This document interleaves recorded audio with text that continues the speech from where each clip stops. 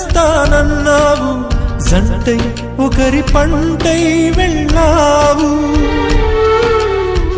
కరుణిస్తానన్నావు, వరమిస్తానన్నావు, కరువై మెడకూరివైపోయావు. దేవతలోనూ ద్రోహం ఉందని తేలిపావు, దీపం కూడా దహిస్తుందని తేల్చావు. ఎవరిని నమ్మాలి నన్ను తప్ప, ఎవరిని నిందించాలి నిన్ను తప్ప.